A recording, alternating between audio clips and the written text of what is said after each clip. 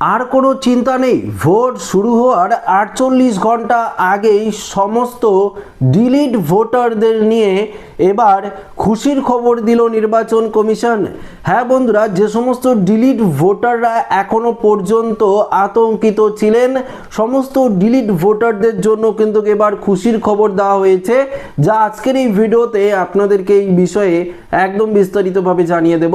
তো আশা রাখবো ভিডিওটিতে আপনারা প্রত্যেকেই প্রথম থেকেই শেষ পর্যন্ত সঙ্গে থাকবেন।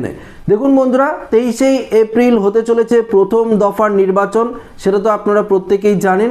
তবে এই প্রথম দফার নির্বাচন শুরু হওয়ার 48 ঘন্টা আগেই আপনাদের জন্য রয়েছে সবথেকে একটি দারুণ খুশির খবর, যেটা শুনলে আপনারা কিন্তু প্রত্যেকেই অবাক কিন্তু হয়ে যাবেন।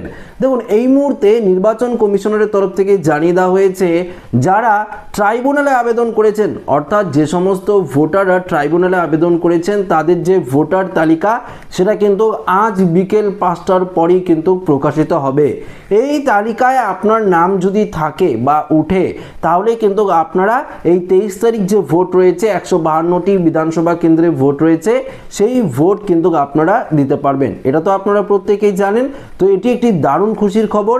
পাশাপাশি দাঁড়ান, আরও খুশির খবর রয়েছে। দেখুন, কমিশনের তরফ থেকে যে ডিলিট করা হয়েছে ভোটারদের, যারা অবৈধ ভোটার, অর্থাৎ খসড়া তালিকা থেকে নাম বাতিল হয়েছে অনেক ভোটার, তারপরে এসআইআর চূড়ান্ত তালিকা থেকে লক্ষ লক্ষ ভোটারের নাম বাতিল হয়েছে, সাপ্লিমেন্টারি ভোটার তালিকা থেকেও লক্ষ লক্ষ ভোটারের নাম বাতিল হয়েছে, তাই তো?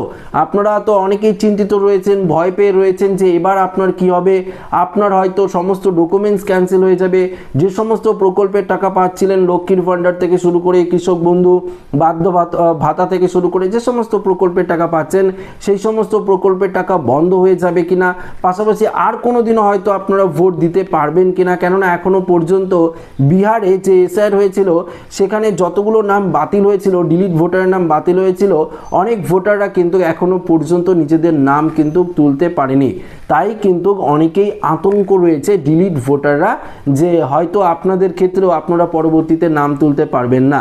এমনটা কিন্তু নয়। দেখুন, এই মুহূর্তে ট্রাইব্যুনালের তরফ থেকে পরিষ্কারভাবে জানিয়ে দেওয়া হয়েছে, যে সমস্ত ডিলিট ভোটাররা রয়েছে তাদের নাম কেন ডিলিট হলো সেটা কিন্তু উল্লেখ করে, হিয়ারিংয়ে যেমন নোটিশ পাঠানো হয়েছিল, উল্লেখ করে আপনার কি কারণে নোটিশের ডাক এসেছে সেটাও কিন্তু নোটিশের মধ্যে উল্লেখ করতে হবে, মূলত ঠিক কি কারণে আপনার নাম ডিলিট হয়েছে।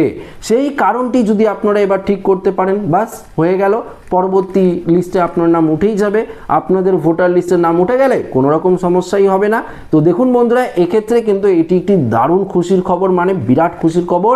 কেননা আপনারা নিজেরা বুঝতে পারবেন যে আপনার নামটি কেন ডিলিট হলো, এবং সেটি সংশোধন করলেই আপনার নাম উঠে যাবে ভোটার লিস্টে। এটাই তো। দেখুন, এবার সমস্ত ডিলিট ভোটারদের কিন্তু হিয়ারিংয়েও ডাকা হতে পারে। ট্রাইব্যুনাল থেকে কিন্তু আপনাদেরকে হিয়ারিংয়ে ডাকা হতে পারে, এবং যদি হিয়ারিংয়ে ডাকা হয়, তাহলে যে কারণে আপনার নামটি ডিলিট হয়েছে সেটি কিন্তু উল্লেখ করলেই হয়ে যাবে। আর কোনো রকম কিন্তু সমস্যায় আপনাদের পড়তে হবে না। এটা তো আপনারা পরিষ্কার জানেন।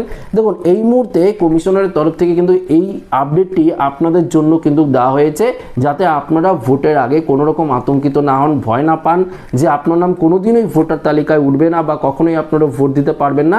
এমনটা কিন্তু নয় বন্ধুরা, আপনারা নিশ্চিন্ত থাকুন, আপনি কিন্তু ভোট দিতে পারবেন। কেননা ডিলিট তালিকায় মানে আপনার নাম উঠেছে, মানে আপনার কি কারণে ডিলিট হলো সেটিও কিন্তু নোটিশের মাধ্যমে দেওয়া হবে, এবং সেই কারণটি যদি আপনারা সলভ করতে পারেন তাহলেই হয়ে গেল। এখন আপনাদের কি করণীয়? এখন হলো, যদি আপনার মনে হয়ে থাকে যে এই কারণে আপনার নামটি ডিলিট হয়েছে, আপনারা সেই কাগজটি রেডি করে রাখুন। কারণ যখন তখন আপনার হিয়ারিংয়ে ডাক পড়তে পারে আবারও ট্রাইব্যুনাল থেকে, বা আবার যদি আপনাকে হিয়ারিংয়ে ডাকে, আপনারা সেটি কাগজ দেখিয়ে দেবেন, এসআইআরে আপনার নাম কিন্তু উঠে যাবে বা ফাইনাল লিস্টে আপনার নাম উঠে যাবে। সেক্ষেত্রে কিন্তু কোনো রকম সমস্যায় আপনাদের পড়তে হবে না। এটা কিন্তু কমিশনারের তরফ থেকে জানিয়ে দেওয়া হয়েছে। তো আশা রাখবো এই খুশির খবরটি আপনাদের প্রত্যেকের ভালো লাগলো। তো ভিডিওটি ভালো লাগলে লাইক করবেন, বন্ধুদের সাথে শেয়ার করবেন, নতুন হয়ে থাকলে চ্যানেলটিকে সাবস্ক্রাইব করে আমাদের সঙ্গে জুড়ে থাকবেন। ধন্যবাদ।